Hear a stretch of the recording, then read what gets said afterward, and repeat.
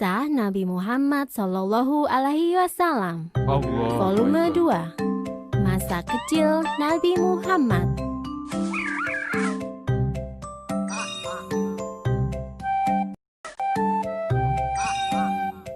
Pilih halaman, kemudian tekan tombol otomatis atau baca sendiri.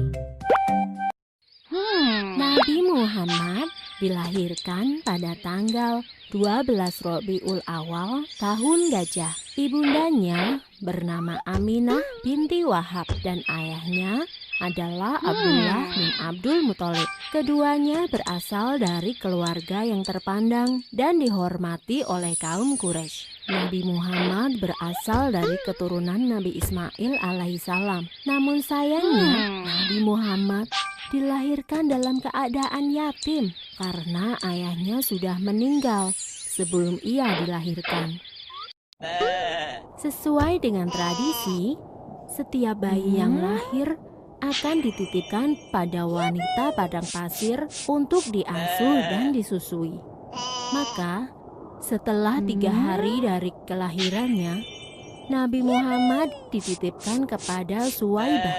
Dan setelah itu diasuh oleh Halimah Sa'diyah. Nabi Muhammad diasuh oleh ibu susu hingga usianya 2 tahun.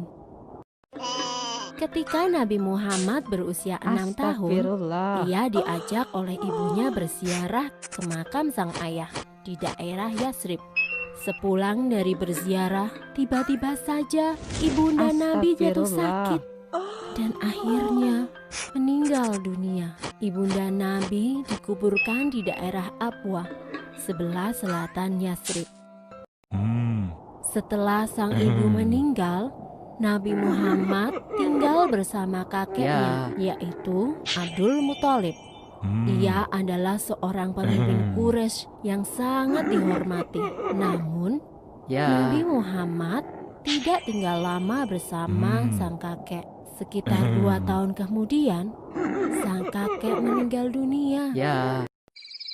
Setelah sang kakek meninggal, Nabi Muhammad diasuh oleh pamannya, yaitu Abu Thalib. Meskipun bukan keluarga kaya, Abu Thalib mengasuh Nabi Muhammad dengan baik. Nabi pun tumbuh dengan sifat-sifat yang terpuji.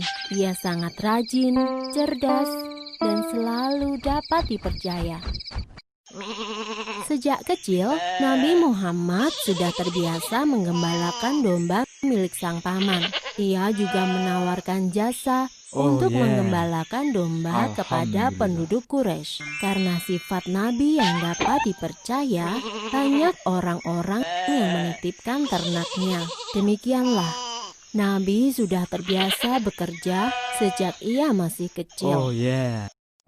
Ketika usia Nabi menginjak 12 tahun, ia turut serta dalam rombongan khalifah dagang.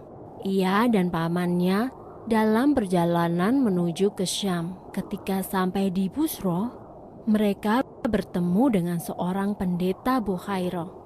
Pendeta itu berpesan agar Abu Thalib menjaga Muhammad baik-baik.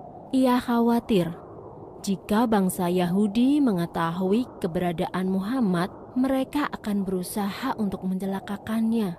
Karena menurut kitab Injil Barnabas, Isa Al-Masih pernah berkata, "Akan datang sesudahku seorang rasul bernama Ahmad. Bila ia berjalan, akan selalu dilindungi awan." Dan memang, selama perjalanan itu, mereka selalu dipayungi oleh awan.